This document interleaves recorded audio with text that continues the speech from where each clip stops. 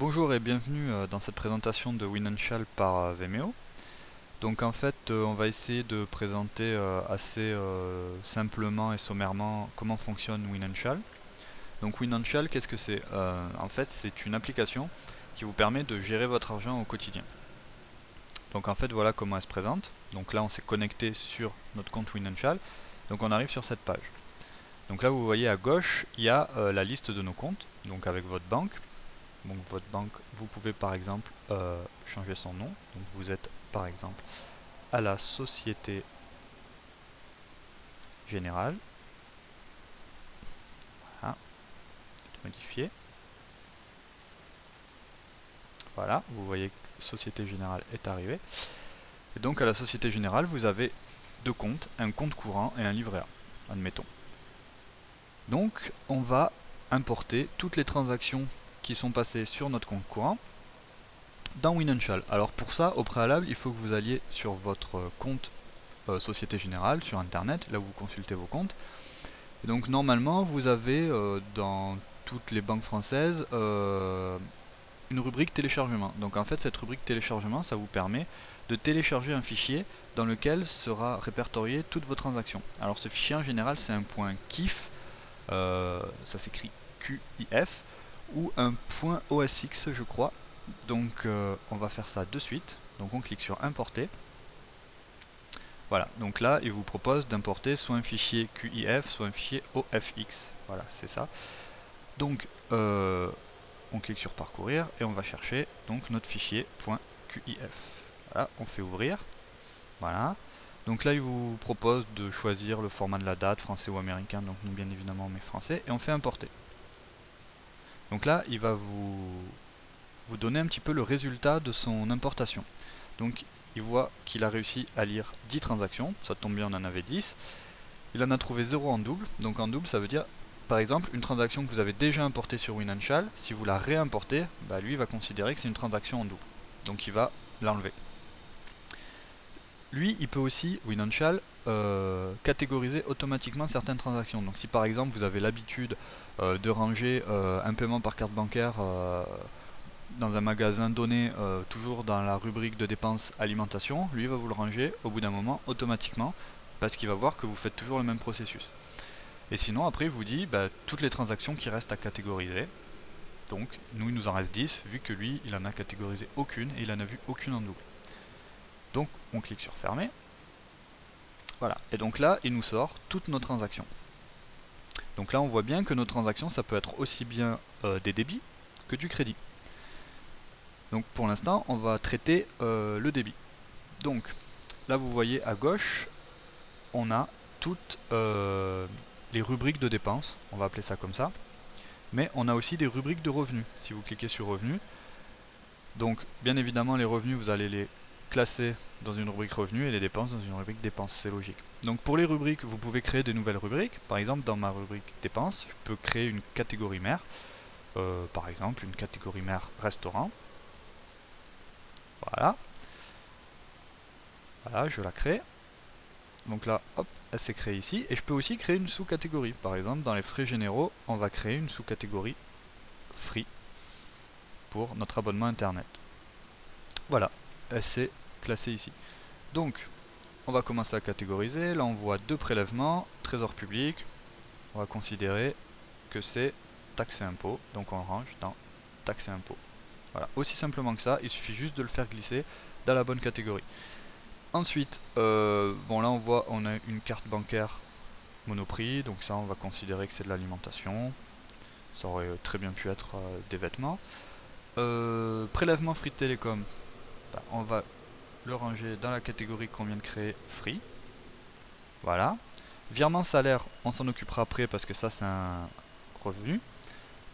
Abonnement SL, banque en ligne, donc ça on va considérer que c'est des frais bancaires qui sont ici. Voilà.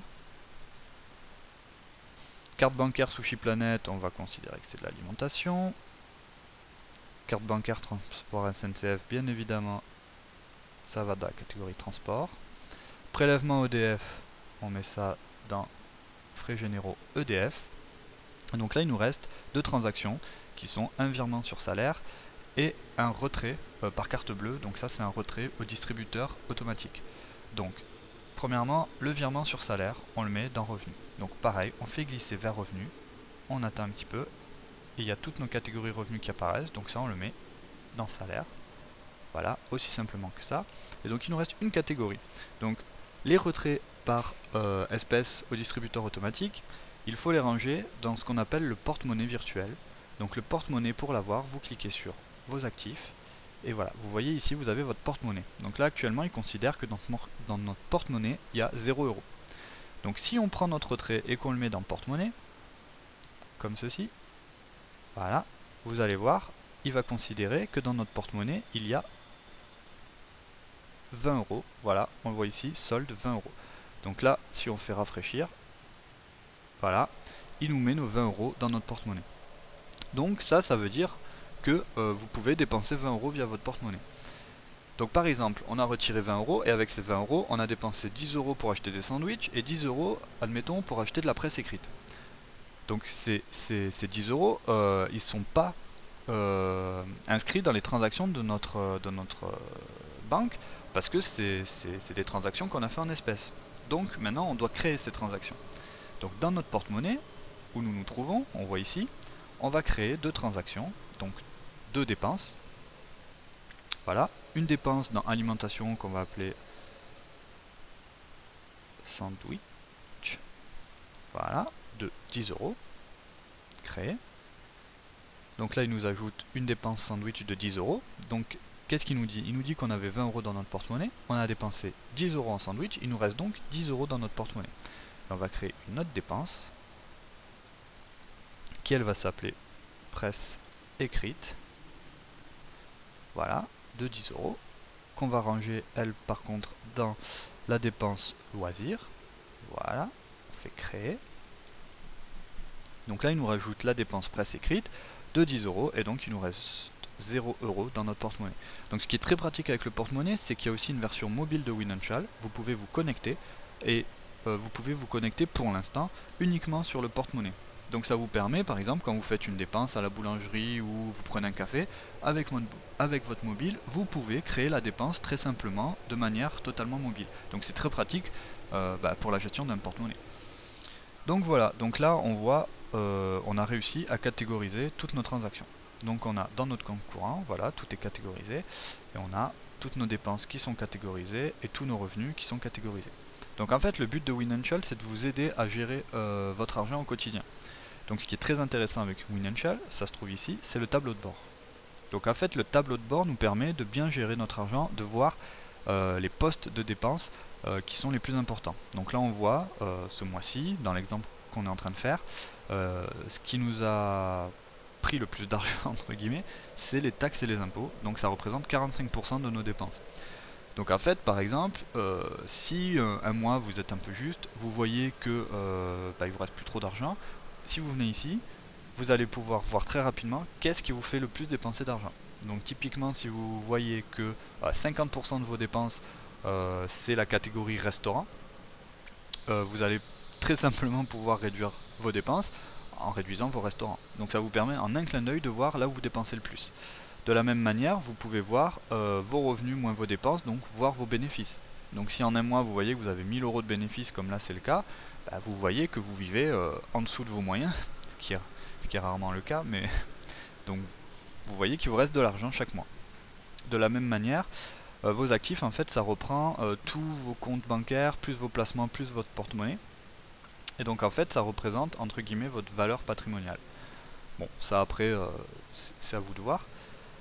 Donc voilà comment marche Winancial, c'est aussi simple que ça. C'est je pense une application très très pratique sur internet. Donc nous là on a fait un parcours très rapide, une présentation très sommaire.